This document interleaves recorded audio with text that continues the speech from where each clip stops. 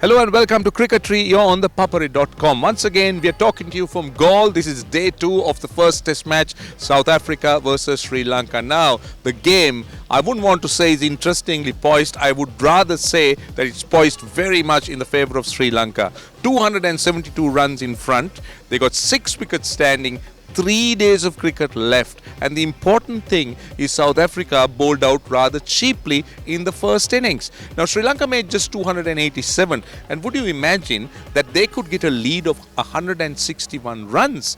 Now that is the key as far as I'm concerned. South Africa batting in good batting conditions. I wouldn't say it was great batting conditions, but it was decent batting conditions. The odd ball did spin, yes, there is no doubt about it, but I didn't see anything treacherous in this pitch. I didn't see the ball bouncing, kicking or crumbling surface. It was a surface that needed some sort of application, patience, just as we did see with Philander and Faf du Plessis, but that was lacking from the rest of the South African batsmen. Now what I thought was that the South Africans were looking for demons that were non-existent.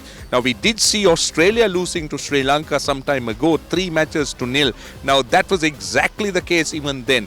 The Australians were conscious of turning surfaces and they were expecting almost every delivery to turn. Now as a result of it, they just kept playing right into the Sri Lankan hands. Now that's what I thought happened today when South Africa batted.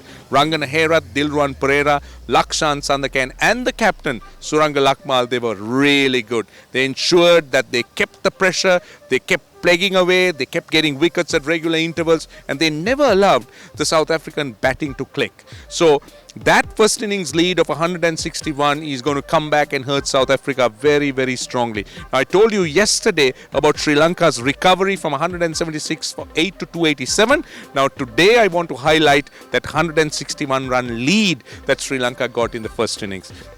So looking ahead, lots of things in Sri Lanka's favour. The first and foremost, what is really in their favour is that the South African mindset.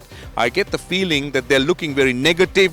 They're looking to play defensively rather than really take on the spinners. And as a result of it, as the game progresses, as this pitch deteriorates a little bit more, it's going to be difficult. So Sri Lanka should really look to bat as long as they can. Time is on their side. So they lead by 272, and I get the feeling they'll want to at least extend it to 400.